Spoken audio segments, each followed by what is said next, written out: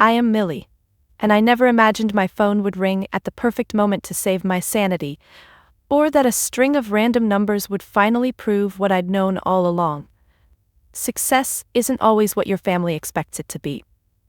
But before I tell you how I went from family pariah to multi-millionaire in a single evening, let me know where you're watching from and hit subscribe. You'll want to see how this ends. Growing up in the Hutchinson family meant one thing: prestige or nothing.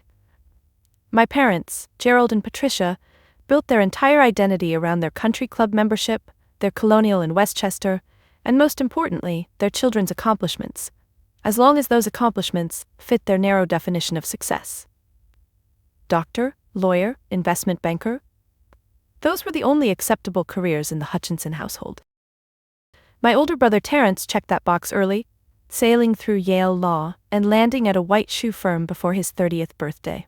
My younger sister Daphne, despite dropping out of 3 different colleges, was still the golden child because she kept trying to start respectable businesses: a boutique PR firm, an upscale catering company, a luxury event planning service. Each venture failed spectacularly, but my parents praised her entrepreneurial spirit and bankrolled the next disaster without hesitation. Then there was me, the middle child who chose marketing, digital marketing to be specific, which in my parents' eyes was barely a step above unemployment. Playing on the internet, my mother called it. When are you going to get a real job? Became the soundtrack of every family gathering. The irony wasn't lost on me. While Terrence drafted contracts for corporations he'd never understand, and Daphne burned through trust fund money, I was building campaigns that reached millions, analyzing data that predicted consumer behavior, creating strategies that turned struggling startups into household names. But because my success lived in pixels rather than print, because my office was a WeWork instead of a mahogany-paneled suite, I might as well have been invisible. The dismissal started early. When I won the National Young Marketers Award at 24, my parents didn't attend the ceremony. "We have bridge club," my mother explained, as if their weekly card game trumped their daughter's professional recognition. When I was promoted to senior marketing coordinator at one of the fastest-growing tech companies in the country, the news was met with a tepid, "That's nice, dear," before they launched into a 20-minute celebration of Daphne's latest business plan. My workspace at home, when I still lived there, told the whole story. Terrence's law degree hung in the formal living room, matted in expensive frames. Daphne's participation certificates from her various failed ventures decorated the den. My awards? Stuffed in a box in the basement, until we figure out where to put them. We never figured it out. The breaking point came 3 years ago when I tried to explain programmatic advertising to my father. His eyes glazed over before I'd finished my first sentence. "I don't understand why you can't just work in real advertising," he said, as if Mad Men was still the industry standard. "You know, billboards and TV commercials, something people can actually see." That night I made a decision. If they couldn't see my success, I'd stop trying to show them. I threw myself into my work with a vengeance. But more importantly, I started working on something of my own. Something that would prove once and for all that the internet wasn't just a playground, it was the future.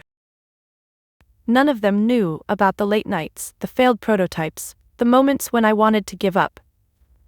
They didn't know about the mentors who believed in me when my own family didn't, or the small team of developers who shared my vision. They certainly didn't know that while they were planning their annual Christmas dinner, the one where they'd inevitably ask when I was going to settle down and get serious, I was on the verge of changing everything. The pattern of invisibility started when I was 12. That was the year I built my first website, a blog about sustainable fashion that somehow caught fire and attracted 10,000 monthly readers. I was so proud, rushing to show my parents the analytics dashboard, the comments from readers around the world, the email from a major fashion magazine asking to feature my work. My father glanced at the screen for exactly 3 seconds before saying, "That's nice, but shouldn't you be focusing on your real homework?" The same week, Daphne brought home a C+ on her English essay, and my parents threw her a celebration dinner. "She's really applying herself," my mother beamed, cutting into the cake she'd special ordered from the French bakery downtown. "We're so proud of your improvement, sweetheart." I sat there, watching them toast my sister's mediocrity, while my actual achievement, reaching thousands of people at 12 years old, went unmentioned. By high school, I'd learned to stop sharing. When I managed social media for local businesses and tripled their customer engagement, I kept it quiet. When I won a scholarship to attend a prestigious digital marketing summer program at Northwestern, I told my parents it was just a computer camp. They were too busy anyway, celebrating Terrence's acceptance to law school. The acceptance we all knew was guaranteed thanks to my father's connections and sizable donation to Yale. The financial disparity was perhaps the most telling. Terrence received a blank check for law school, no questions asked. An investment in your future, my father called it, writing out tuition checks without blinking. Daphne's failed businesses were similar investments, apparently. The PR firm that lasted 6 months, $70,000. The catering company that never catered a single event, $90,000. The event planning service that planned exactly one event, its own launch party, another $100,000 down the drain. When I asked for help with my college tuition, I got a lecture about fiscal responsibility. "Marketing isn't a stable career," my mother explained, sliding a community college brochure across the table. "We think you should consider something more practical." I ended up taking out student loans, working 3 jobs, and graduating summa cum laude from a state school. The day I graduated, my parents didn't attend. Daphne had a networking event for her latest doomed venture, and that took priority. But it was Christmas 2019 that really drove home where I stood in the family hierarchy. I just landed my biggest client ever, a multi-million-dollar campaign for a Fortune 500 company. My work would be seen by millions, featured in Times Square, discussed in boardrooms across the country. I was 27 years old, and had just achieved something most marketers don't accomplish until their 40s. I walked into that family dinner bursting with pride, ready to finally share something they couldn't dismiss. But before I could speak, my mother clinked her glass. "Everyone, Daphne has the most wonderful announcement." My sister stood, glowing, to reveal she'd been accepted into a boutique business incubator program. The same sister who'd failed out of 3 colleges and burned through $250,000 of family money was being celebrated for essentially agreeing to attend more classes. The toasts went on for 20 minutes. My father actually teared up, talking about how proud he was that Daphne was finding her path. When the celebration finally died down and I tried to share my news, my mother cut me off. "Millie, darling, let's not make tonight about you. This is Daphne's moment." I excused myself to the bathroom and stared at my reflection in the mirror. The girl looking back at me had bags under her eyes from working 16-hour days, building something from nothing, proving herself over and over to people who would never see it. That's when I realized the truth. I could cure cancer with a Facebook ad, and my family would still ask when I was going to get a real job. The next morning, I made 2 decisions. First, I would stop seeking validation from people who were determined not to give it. Second, I would build something so big, so undeniable, that one day they'd have no choice but to see it. Not for them, for me. Of course, I had no idea that one day would involve both a $1 billion acquisition offer and a lottery ticket purchased on a whim during my lunch break. But then again, the best revenges are the ones you never see coming. The idea hit me during the worst meeting of my career. I was presenting a data-driven campaign strategy to a client who kept interrupting to ask why we couldn't just make it go viral like that dancing baby thing. As I explained for the 5th time that virality couldn't be guaranteed, only optimized for, something clicked. What if there was a platform that could actually predict viral potential? What if AI could analyze millions of data points and tell you exactly which content would resonate, when to post it, and how to adapt it in real time? That night, I sketched out the basics on a napkin at my local coffee shop. Machine learning algorithms that could process social sentiment, engagement patterns, demographic shifts, and cultural trends. Predictive modeling that went beyond basic analytics.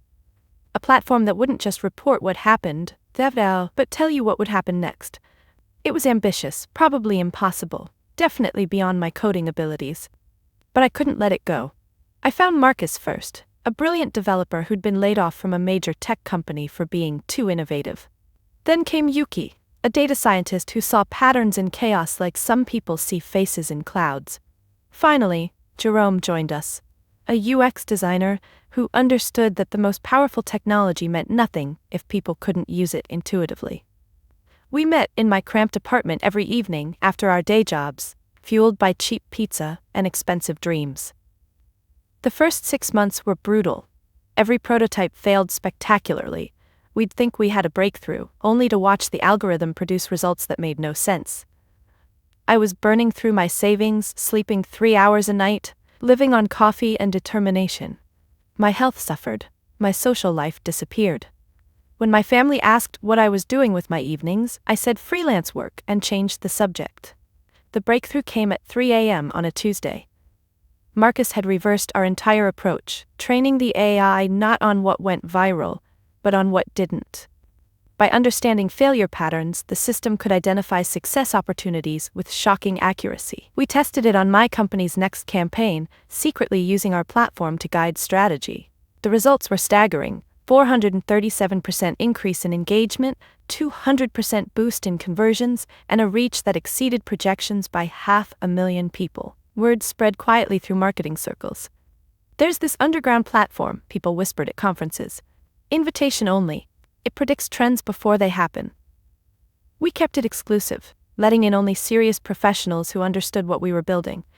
No fancy office, no PR campaigns, no corporate structure, just 4 people in an apartment, revolutionizing an industry. By year 2, major players started sniffing around. Google sent informal inquiries. Facebook's innovation team reached out. Amazon's marketing division wanted a demo. We turned them all down, kept building, kept improving. Our users were seeing results that seemed impossible. Small businesses competing with major brands, campaigns hitting perfect cultural moments, content that resonated so deeply it felt like mind reading.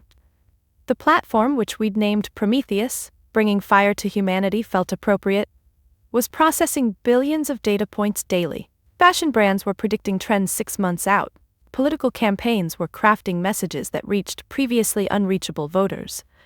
Nonprofits were maximizing donor engagement with minimal budgets. We'd built something that didn't just analyze the present, it mapped the future. My own career skyrocketed as a side effect. Every campaign I touched turned to gold, though no one knew why. I was headhunted constantly, offered positions that would have made my parents proud. VP of Marketing at established firms, Chief Digital Officer at Fortune 500 companies. I turned them all down. Why settle for using other people's tools when I was building the tool that would make everything else obsolete? The acquisition offers started arriving last month. Tech giants with budgets larger than small countries' GDPs. The latest one made me dizzy. $1.2 billion for the platform, with positions for all 4 founders and autonomy to keep developing. Marcus called it our unicorn moment. Yuki just smiled and said, "I told you the patterns were there." Jerome was already sketching improvements for version 3.0, but I hadn't told anyone. Not my team, we were still in negotiations, not my colleagues, and certainly not my family. As far as they knew, I was still just Millie, wasting her potential playing on the internet, while real success happened to other people. The thought of sitting through another Christmas dinner, listening to them dismiss my entire world while celebrating Daphne's latest failure, made my stomach turn. Little did I know that this Christmas would be different in ways none of us could have predicted. December 23rd arrived with a notification that should have made me ecstatic. Final terms accepted, signatures Monday. Congratulations, future billionaire. The message from our acquisition lawyer sat on my phone screen as I stared at my childhood bedroom ceiling, having arrived at my parents' house the night before for the annual Hutchinson Christmas torture session. The irony was suffocating. In 48 hours, I'd signed papers making me one of the youngest self-made billionaires in tech history. But first, I had to survive another Christmas dinner where my worth would be measured in all the wrong ways. My mother had already started. "Millie, darling, I've invited the Weatherby's son. He's a cardiologist now, very successful. Maybe wear something softer? You always dress so severely." I'd thrown my best structured blazer into my suitcase out of spite. The house felt exactly the same as every year, suffocatingly festive, with the same crystal ornaments and the same placement of the same decorations my mother had been arranging for 30 years. The only thing that changed was the shrine to my siblings' achievements, which had grown to occupy most of the main hallway. Terrence's latest promotion announcement, junior partner, finally, was framed in gold. Daphne's certificate from her business incubator program hung next to it, despite the fact that she'd dropped out after 3 weeks. My contribution to the wall? A single photo from my college graduation, slightly crooked, partially hidden behind a potted plant. I'd spent the morning fielding texts from my team. Marcus was nervous about the final security audit. Yuki wanted to review the retention terms one more time. Jerome was already designing our announcement campaign. They didn't know I was sitting in my childhood bedroom, surrounded by participation trophies that weren't mine, preparing to be diminished by people who shared my DNA, but nothing else. The purchase on the way here had been impulse, pure and simple. I'd stopped for gas in some nowhere town, and the Powerball jackpot sign caught my eye. $287 million. I laughed at the absurdity. I was about to have more money than I could spend in a lifetime, and here I was buying a lottery ticket like some desperate dreamer. But something made me walk inside and ask for a quick pick. Maybe it was the universe's sense of humor. Maybe it was just wanting to do something my family would consider irresponsible before facing their judgment again. I tucked the ticket into my wallet and forgot about it immediately. There were bigger things to worry about.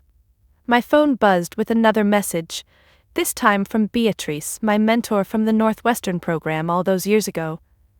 Heard through the grapevine about Prometheus. So proud of you, kid. Don't let anyone make you feel small. She always knew when I was home for the holidays. Always sent exactly what I needed to hear. Unlike my family, she'd seen my potential when I was just a teenager with a blog and too many ideas. Downstairs, I could hear my mother preparing for tomorrow's dinner. The good china was coming out, the silver being polished. She'd invited 23 people this year, her personal record. All of them would ask what I was doing with my life, and all of them would look vaguely disappointed when I said digital marketing. The Weatherby son would be strategically seated next to me, no doubt briefed on my situation, and ready to save me from spinsterhood and career failure. The sick part was how much I still wanted their approval. Even with billions on the horizon, even with a platform that would revolutionize an entire industry, some small part of me hoped this would be the year they finally saw me. That maybe I could find a way to explain what I'd built in terms they'd understand.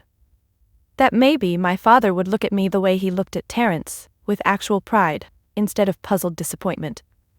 But I knew better. Tomorrow would be exactly like every other Christmas. They'd ask if I was still playing with computers. They'd suggest I consider law school. It's never too late, sweetheart. They'd toast Daphne's latest nonsense and Terrence's incremental achievements while I sat there, invisible, despite being the most successful person in the room. The lottery drawing was tomorrow night, right in the middle of dinner. Not that it mattered. The real lottery, the one I'd already won through years of being underestimated and overlooked, would be signed and sealed on Monday morning. I just had to survive one more family dinner pretending to be less than I was. The assault began before I'd even removed my coat. Millie, finally! We were starting to wonder if you'd gotten lost. Though I suppose with all that time on computers, you probably just used the GPS, my mother chirped. Somehow making navigation technology sound like a character flaw. Everyone's already here, everyone who matters, anyway. The living room was indeed full of everyone who mattered in the Hutchinson universe. Terrence held court near the fireplace, regaling the Weatherbys with some thrilling tale of contract negotiations. Daphne floated between groups, wearing what looked like a $5,000 dress, no doubt purchased with the latest injection of parental funding. Various aunts, uncles, and family friends cluttered the space, each armed with their annual dose of condescension. Millie. Aunt Victoria descended first, her gin and tonic preceding her by a good 3 feet. Still doing that? What is it? Facebook thing? How modern. Though I suppose someone has to do it. Daphne was just telling us about her new venture, luxury pet accessories. Isn't that innovative? I bit my tongue so hard I tasted blood. Daphne's last venture had been luxury baby accessories. Before that, luxury home accessories. The only thing that changed was the target market for overpriced garbage that would never see production. Digital marketing strategy, I corrected, knowing it was pointless. I help companies. Oh, I'm sure it's all very complicated, she interrupted, already looking past me. Gerald, come say hello to your daughter, the middle one. My father approached with the enthusiasm of a man heading to a tax audit. Millie, you look tired. Working too hard on those computer things again? He studied me like I was a puzzle he'd given up trying to solve. You know, Weatherby's son just made chief of cardiology at Mount Sinai, youngest in the hospital's history. Now that's what I call achievement.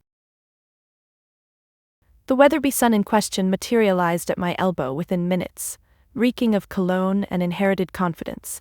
Millie, your mother's told me so much about you. Marketing, right? That must be fun. I imagine it's a good placeholder career until you start a family. Placeholder, I repeated flatly. Right. Byron just bought a house in the Hamptons, my mother interjected, appearing with the timing of a practiced matchmaker. 7 bedrooms, perfect for raising children. Millie still rents, don't you, darling? These millennials and their fear of commitment. I owned a $2 million penthouse in Tribeca, purchased with Prometheus's early profits. But telling them that would require explaining Prometheus, and watching their eyes glaze over, wasn't on my holiday wish list. The pre-dinner interrogation continued in waves. Uncle Robert wanted to know when I'd give up and go to business school. Cousin Jennifer, who sold essential oils on Facebook, lectured me about the importance of real entrepreneurship. My mother's book club friends clucked sympathetically about how hard it must be to compete in a man's world, as if my gender was the only possible explanation for my perceived failure. But at least you're trying, Mrs. Weatherby said, patting my hand like I was a particularly slow child. Not everyone can be a superstar like your siblings. Through it all, Daphne swanned through the room collecting compliments on her business acumen, while Terence received hearty backslaps for doing exactly what every other lawyer at his firm did. The contrast was sharp enough to cut. My sister, who'd burned through more money than most people see in a lifetime, was an entrepreneur. My brother, who'd followed the safest possible path, was a leader. And I, who'd built something from nothing, was just playing on the internet. The worst part was catching glimpses of what could have been. When Daphne mentioned struggling with social media for her non-existent pet accessory line, I almost offered to help. When Uncle Robert complained about his company's failed digital transformation, I nearly shared insights that could have saved him millions. But I'd learned long ago that expertise from the wrong source was worse than no expertise at all. Dinner, my mother announced, saving me from Byron's detailed description of his surgical rotation. As we filed into the dining room, I caught sight of the seating arrangement. Byron to my left, Great Aunt Millicent to my right, and directly across from me, a clear view of the wall where my family's achievements were displayed. Well, some of the family's achievements. This was going to be a long night. The dinner conversation started with the usual passive-aggressive appetizers. Between the shrimp cocktail and the soup course, I'd already fielded questions about my biological clock, my temporary career, and whether I'd considered hiring a life coach. But it wasn't until the main course that things took a turn toward the genuinely vicious. So, Millie, Terence began, cutting into his prime rib with surgical precision, I've been thinking about your situation. I have a colleague who needs help with his firm's Instagram. Very basic stuff, perfect for your skill set.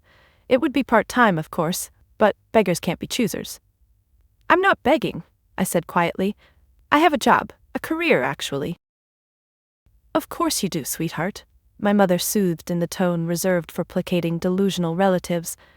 But Terence is trying to help. You should be grateful when family offers opportunities. Especially, my father added, setting down his wineglass with deliberate force, when you've shown so little initiative in securing your own future. The table went quiet. Even Daphne paused in her monologue about sustainable pet collar designs to watch what was unfolding. Gerald, my mother warned softly, but he waved her off. No, Patricia, it needs to be said. We've indulged this phase long enough. He fixed me with the look typically reserved for hostile witnesses in his courtroom days. Millie, you're 32 years old. You have no husband, no children, no proper career, no assets to speak of. You've squandered every opportunity we've given you to make something of yourself.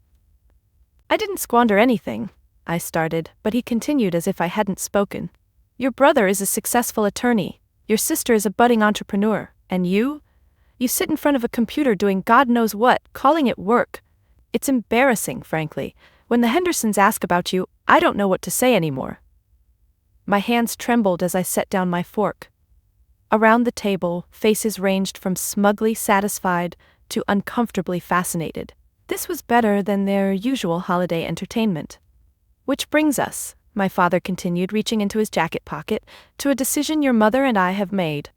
He produced an envelope, cream-colored and official-looking. We've had the family lawyers draw up new documents. Gerald, is this really necessary on Christmas? Aunt Victoria attempted, but she was silenced by his glare. It's precisely necessary on Christmas when family reflects on its values and future. He slid the envelope across the table to We're restructuring the family trust. Given your persistent refusal to pursue a meaningful life, we see no point in enabling further failure. I didn't touch the envelope. I didn't need to. The words, persistent refusal to pursue a meaningful life, rang in my ears like a bell. You're cutting me out. It wasn't a question. We're allocating resources where they'll do the most good, my mother said, trying for diplomatic. Terrence has children to think of. Daphne has business ventures that need support. You've made it clear you're content with whatever it is you do. Playing on the internet, Daphne supplied helpfully, earning approving nods from around the table. Exactly, my father confirmed. The new trust documents remove you as a beneficiary. The house in Martha's Vineyard, the investment portfolios, the family company shares, all of it will be divided between your siblings, who've shown they can handle responsibility. The Martha's Vineyard house I've never been invited to? I asked. The investment portfolios you've never discussed with me? The family company shares I didn't know existed? Don't be dramatic, my mother sighed. You've had every opportunity. To be Terrence or Daphne, I finished.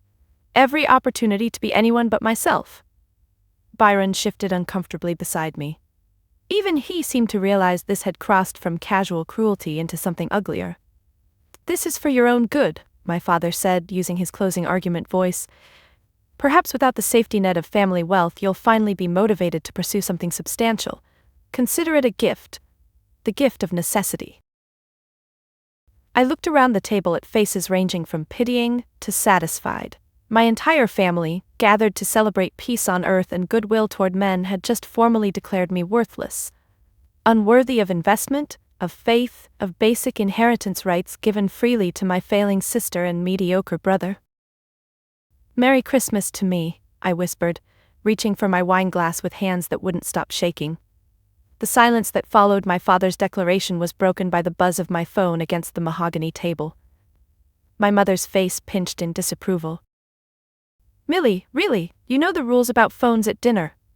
Let her check it, Terrence smirked. Maybe it's a job offer from a real company. I almost ignored it. What was the point?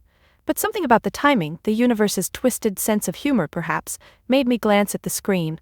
Unknown number, local area code, probably spam. I declined the call. It immediately rang again. For God's sake, my father muttered. Either answer it or turn it off. I picked up, if only to stop the ringing. Hello? Miss Hutchinson? The voice was breathless, excited. Miss Millie Hutchinson? Yes? This is David Chen from the State Lottery Commission. I'm calling to verify, are you the holder of ticket number 447829183? My brain struggled to switch gears. Lottery? Then I remembered. The gas station, the impulse purchase, the ticket crammed somewhere in my wallet. Maybe, I bought a ticket yesterday, but... Ma'am, I need you to check. This is extremely important. Do you have the ticket with you? The entire table was watching now, their disdain palpable. Here I was, interrupted their formal disowning of me to take what they assumed was a telemarketing call. I fumbled for my wallet, extracting the crumpled ticket. Yes, that's the number. What happened next seemed to occur in slow motion. The man on the phone said words that didn't quite register. Jackpot winner. $287 million. Sole winner. Congratulations. The phone slipped from my numb fingers, clattering onto my untouched dessert plate. Millie? My mother's voice seemed to come from very far away. What on earth is wrong with you? I stared at the ticket in my hand. 7 numbers that had just rewritten my entire life. The lottery drawing must have happened during dinner. While my father was explaining why I deserved nothing, the universe was preparing to give me everything. My voice came out strangled. I need to call them back. This is ridiculous, Daphne complained. We're in the middle of important family business. Disowning me. I picked up the phone with trembling fingers and redialed. This time, I put it on speaker. Petty? Maybe. But after 32 years of being invisible, I wanted them to hear this. Miss Hutchinson, I'm so glad you called back. As I was saying, you've won tonight's Powerball jackpot, $287 million. Are you somewhere safe? Sometimes people get overwhelmed by news like this. The dining room erupted. Aunt Victoria's wineglass hit the floor. Terrence's fork clattered onto his plate. My mother's hand flew to her throat in a gesture straight from her community theater day. This is a prank, my father said coldly. Millie, I don't know what you're trying to prove. Sir? David Chen's voice carried clearly through the speaker.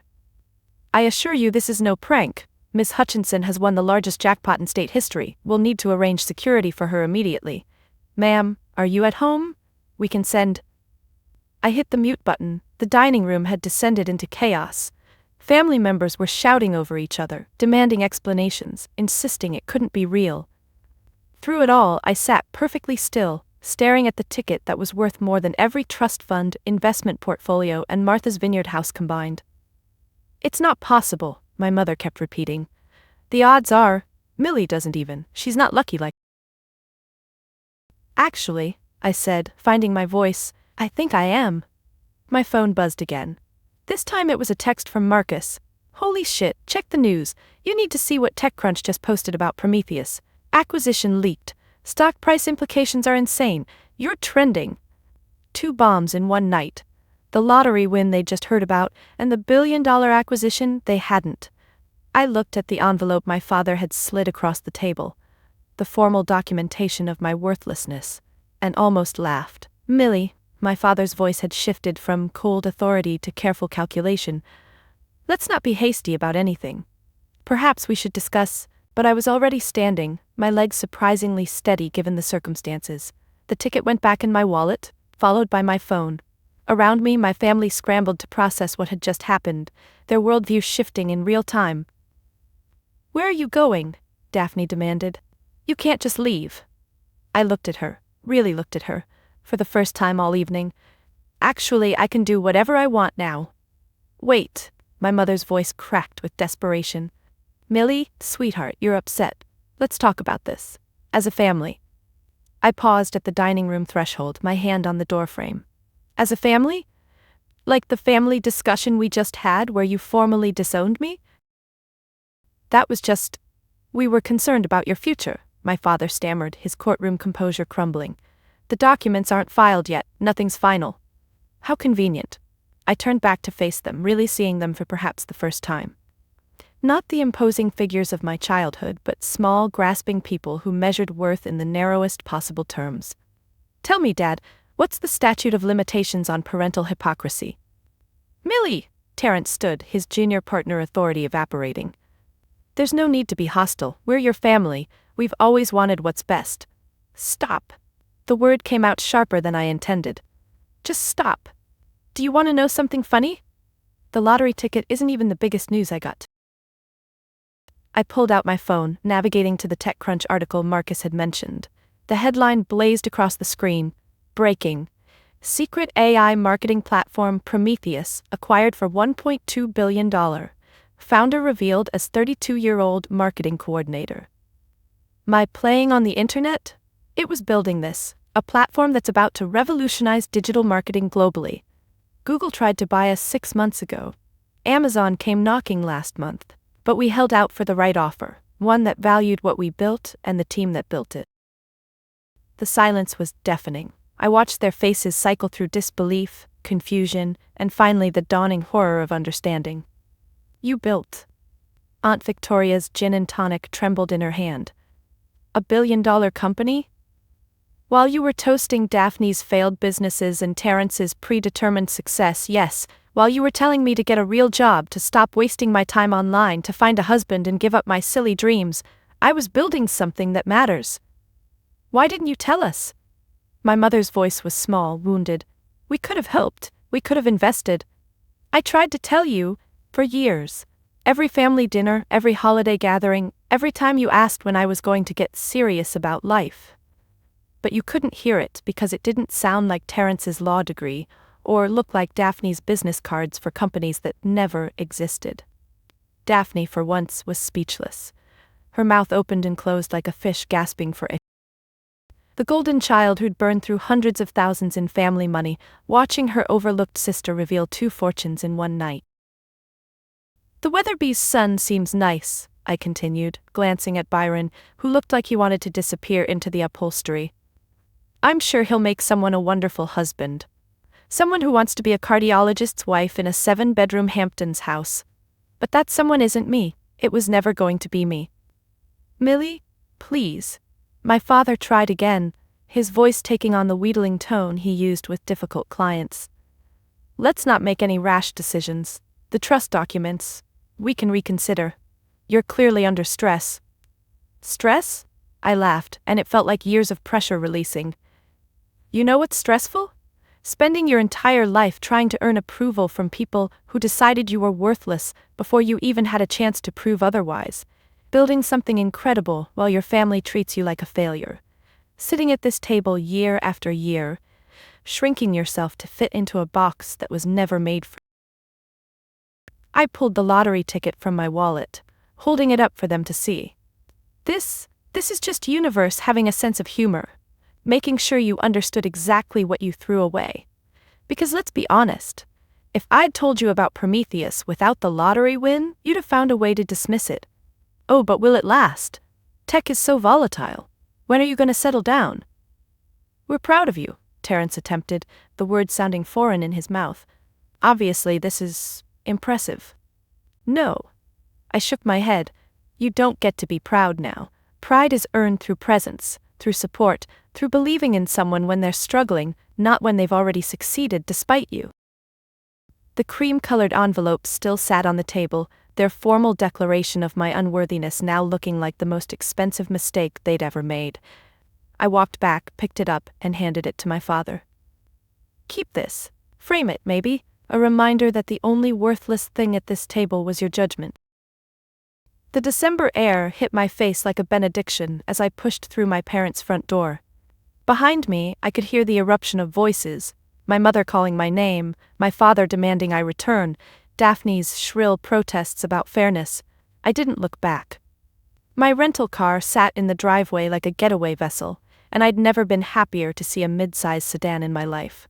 My hands shook as I started the engine, but not from anger or adrenaline. It was relief, pure and simple. The weight I'd carried for 32 years, the constant need to prove myself, to earn love that should have been freely given, had evaporated in that dining room. I was done. Finally, blessedly done. I drove on autopilot, my phone buzzing incessantly in the cup holder. 23 missed calls already. Texts flooding in from various relatives who'd witnessed the dinner implosion. I ignored them all, instead voice dialing the one person who'd always seen me clearly. Millie? Beatrice answered on the first ring. Honey, what's wrong? You sound... I won the lottery, I blurted out, $287 million, and the Prometheus acquisition leaked, and my family disowned me, in that order, at Christmas dinner. There was a pause. Then, where are you? Are you driving? Pull over, sweetheart. Calvin and I are at my place. Come here. Now. Beatrice's brownstone in Brooklyn had been my refuge since my Northwestern days. She'd stayed in touch when other mentors moved on, checking in during my struggles, celebrating my quiet victories. When I'd first told her about Prometheus, she'd introduced me to potential investors, offered her home for strategy sessions, believed in the vision when it was just sketches on napkins. I found a parking spot through pure miracle and climbed her front steps on unsteady legs. The door opened before I could knock. Calvin stood there, My best friend since my first real marketing job, the only person who'd known about both the lottery ticket and the acquisition. Holy shit, he said, pulling me into a hug.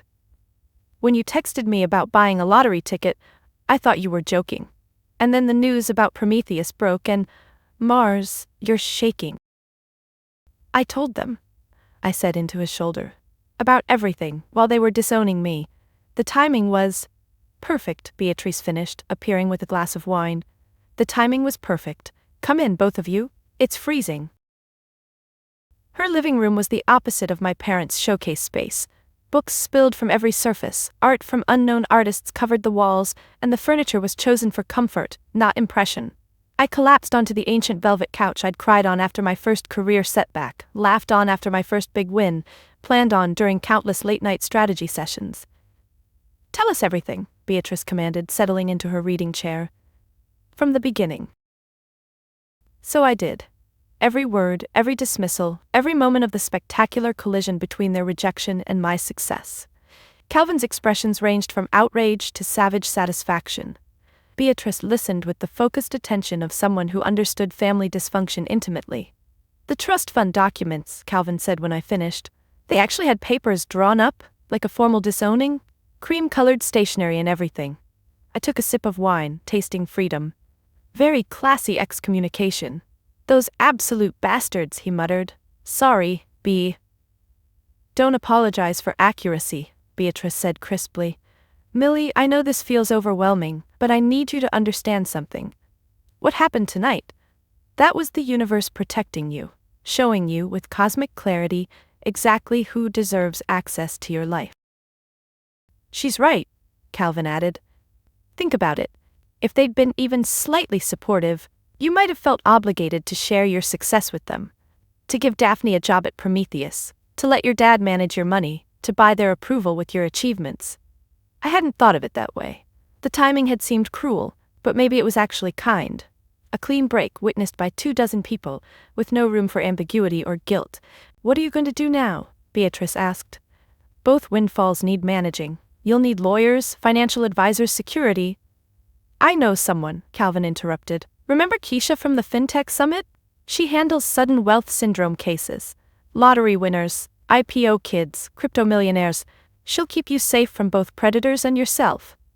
And you'll stay here tonight, Beatrice added, her tone brooking no argument. Your childhood bedroom is the last place you need to be. I looked between them, my chosen family, my real support system. They'd celebrated my small victories, supported my crazy dreams, and now they were here for the surreal plot twist my life had taken. No jealousy, no calculation, no conditions. Just love. By morning my phone had logged 186 missed calls. I sat at Beatrice's kitchen table, watching the number climb, while Calvin made breakfast and Beatrice fielded calls from reporters who'd somehow gotten her number. The Prometheus story had exploded overnight. Tech blogs, mainstream media, financial channels all running variations of secret genius builds billion-dollar company while working day job. Your mother's called me 6 times, Beatrice announced, hanging up on another attempt. I've never spoken to the woman in my life, but apparently she found my number through family research. She's desperate to know where you are. Let her wonder, Calvin said, sliding a plate of eggs in front of me. Though we should probably get Keisha over here soon. Your family's just the beginning. Every charity, investment opportunity, and long-lost cousin is about to come crawling out of the woodwork. He was right. By noon, Keisha Morrison had transformed Beatrice's dining room into a crisis management center. A tall black woman with natural hair wrapped in a gorgeous headscarf, she radiated the kind of calm competence that came from managing other people's chaos. First rule, she said, powering up her laptop. You don't answer any calls from numbers you don't recognize. Not one. I'm setting up a screening service today. Second rule, no public statements about the lottery until we have security in place. The Prometheus acquisition is public. But the lottery win doesn't have to be immediately. My family already knows, I pointed out. Your family is about to learn about non-disclosure agreements, she replied smoothly. Anyone who wants to remain in your life signs one. Anyone who refuses gets nothing. No access, no information, no money. The financial fortress she built over the next 3 days was impressive. new phone numbers accessible only to verified contacts, legal representation for both the lottery claim and the acquisition, investment strategies that protected the principal while allowing for growth, a security team that specialized in suddenly wealthy clients, even a therapist who understood the unique mindfuck of achieving everything you dreamed of while losing everyone who should have celebrated with you. The NDA strategy worked beautifully. My mother arrived at Beatrice's brownstone on day 3, having hired a private investigator to find me. She stood on the doorstep, designer coat clutched around her, looking older than I'd ever seen her. "I won't sign anything," she said when Keisha presented the agreement. "I'm her mother. I have rights." "You have no rights to her financial information, her personal decisions, or her physical presence," Keisha responded with professional frost. "You can have a relationship with your daughter under these terms, or you can have no relationship at all." My mother looked past Keisha to where I stood in the hallway. "Millie, this is ridiculous. We're family." "Family doesn't require legal documentation to avoid exploitation," I said quietly. "But here we are." She left without signing. So did my father, who showed up later that day with Terrence in tow, both in full lawyer mode, threatening various legal actions. Keisha shut them down with citations and precedents, never raising her voice once. Terrence at least had the grace to look ashamed when he slunk back to the car. Daphne was the only one who signed, though I suspected her motives. She showed up on day 4, mascara streaked and dramatic. "I know I wasn't always the best sister," she sobbed, pen hovering over the NDA. "But I want to fix things. I want to be there for you now." I watched her sign, knowing she was calculating how to work around the agreement's terms. She'd always been creative with boundaries, but the document Keisha had crafted was airtight. Any violation would result in immediate legal action and financial penalties. The extended family was easier to manage, most of them scattered when faced with legal documentation. Aunt Victoria sent a long, rambling email about family loyalty that I archived without reading. The Weatherbys attempted to visit, Byron in tow, but security turned them away at the building entrance. "You're doing great," Calvin assured me on day 5 as we reviewed the latest batch of cousin requests. "I know it feels harsh, but boundaries aren't cruel. They're necessary." He was helping me sort through the legitimate messages, friends and colleagues reaching out with genuine congratulations, from the obvious gold diggers. My Prometheus team had been incredible, celebrating the acquisition properly once the shock wore off. My real professional network had rallied, offering support and connections for whatever came next. "I feel like I'm building a fortress," I admitted, signing another document Keisha presented. "You are," she confirmed, "but not to keep everyone out, just to control who gets in. There's a difference between isolation and protection." 6 months later, I stood in front of a room full of young women, all entrepreneurs, all hungry, all reminded me of myself at their age.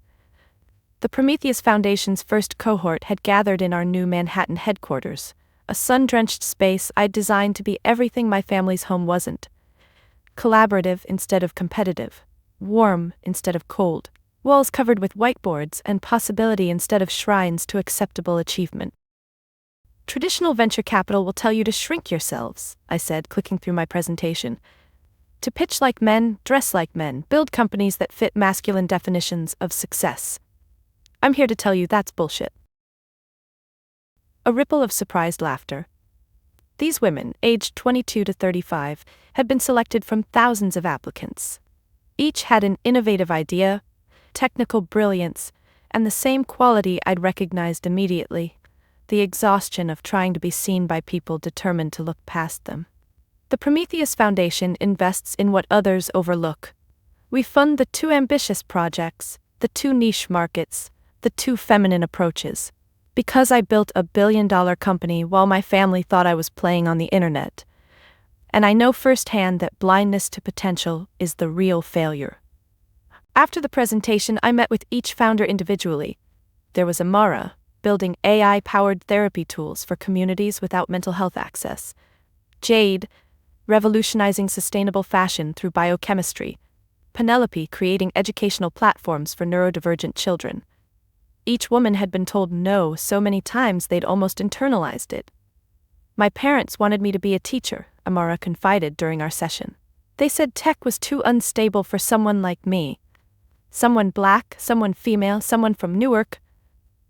My parents wanted me to marry a doctor, I replied. Now I fund the future, which path sounds more unstable to you? The foundation wasn't just about money, though each founder received $500,000 in initial funding with no strings attached. We provided mentorship, connections, and most importantly, the kind of belief that could sustain someone through the brutal early days of building something from nothing. Beatrice had joined as head of mentorship, creating the support network we'd both wished for at their age. The lottery money had made this possible on a scale I'd never imagined. The Prometheus acquisition gave me credibility in tech circles, but it was the combination fuck you money and fuck you success that let me build something truly revolutionary. A venture fund that didn't just include women but centered them, that didn't demand they conform but celebrated their divergence.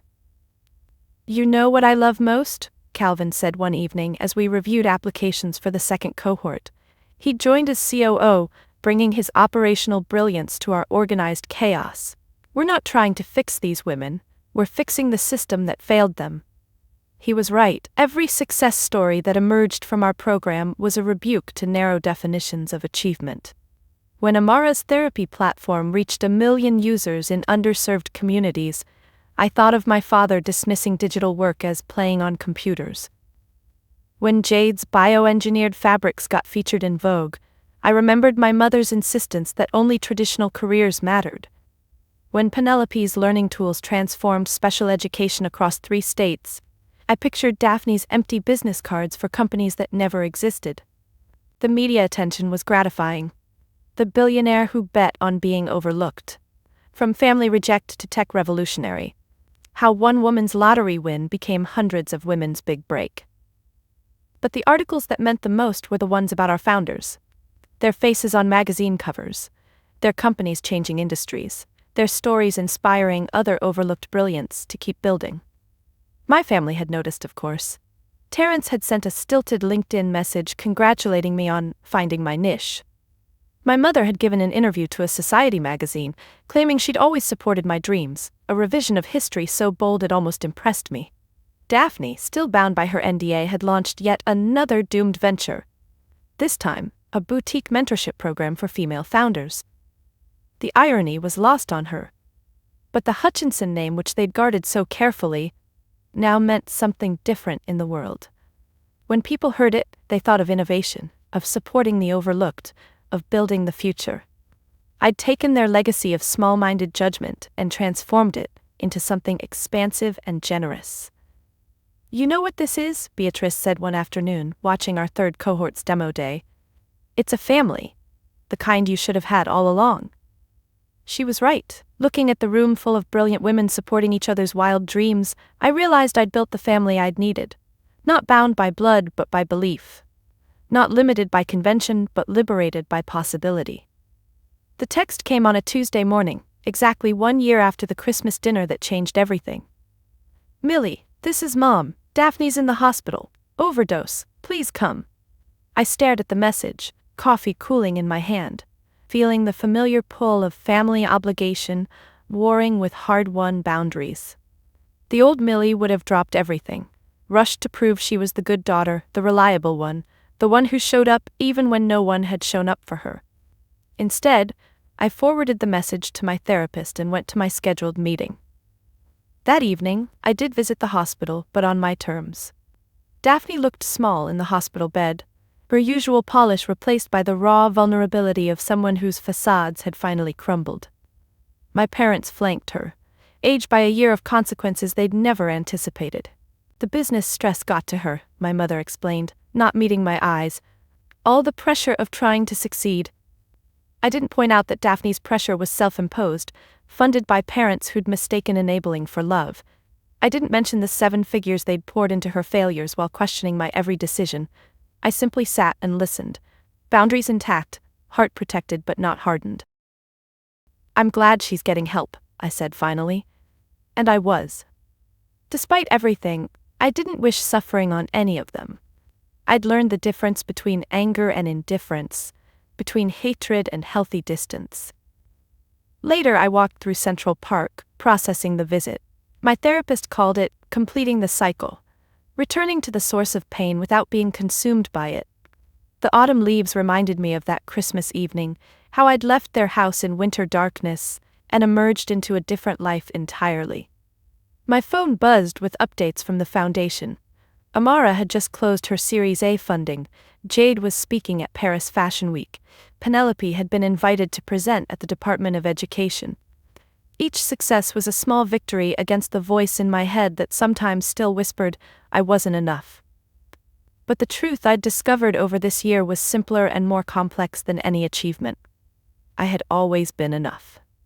Before the lottery, before Prometheus, before any external validation. The girl writing fashion blogs at 12 was enough.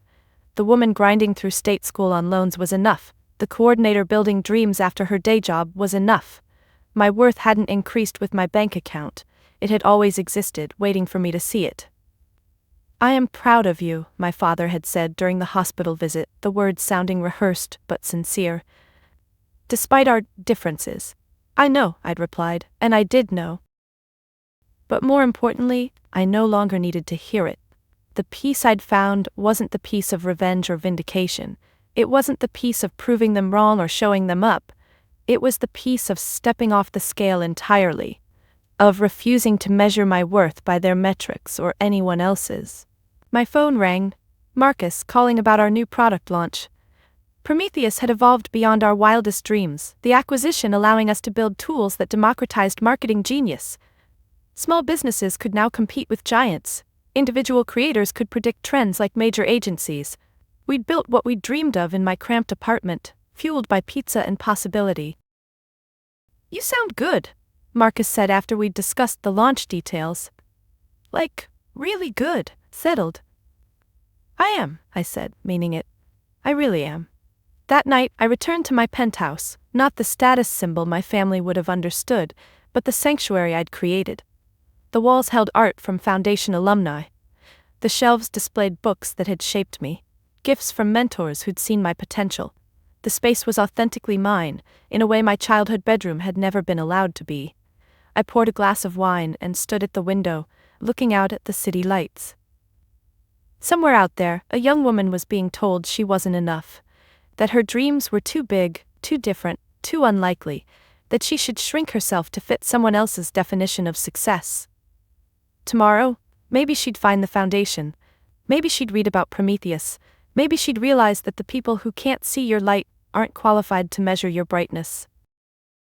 Or maybe she'd just keep building in the dark, the way I had, until her own moment of illumination arrived. Either way, she was already enough. She just didn't know it yet. I raised my glass to the window, toasting the girl I'd been and the woman I'd become. The lottery ticket had been life-changing, yes. The acquisition had been validating, absolutely. But the real jackpot? Finally understanding that my worth had never been up for negotiation. It had always been mine to claim. So let me ask you something. Have you ever felt invisible in your own family? Like no matter what you achieved, it would never be the right kind of success? I know I'm not alone in this. I see you, grinding away at dreams that others dismiss, building futures that others can't envision, being told you're too much or not enough or just wrong. Here's what I learned through all of this. The people who truly see you won't need a lottery win or a billion-dollar exit to value your worth. They'll celebrate your small victories as enthusiastically as your massive ones. They'll believe in your potential when it's just sketches on napkins and late-night rambling. They'll show up consistently and without conditions. If my journey resonated with you, please like, subscribe, and share it with someone who needs to hear that it's okay to define success on their own terms. Drop a comment below about your own experience with being overlooked or underestimated. Let's build a community of people who refuse to shrink themselves to fit someone else's comfort. Because here's the truth. You don't need to win the lottery to claim your worth.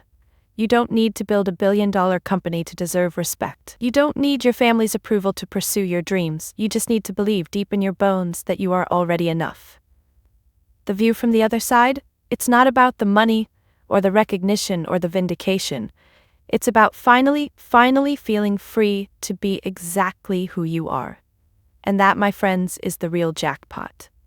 Your potential is not up for debate, your dreams are not too big, your path is not too unconventional, you are not too much or too little. You are exactly enough, exactly as you are right now. Now go build something amazing. The world is waiting to be dazzled by what you create when you stop asking for permission to shine.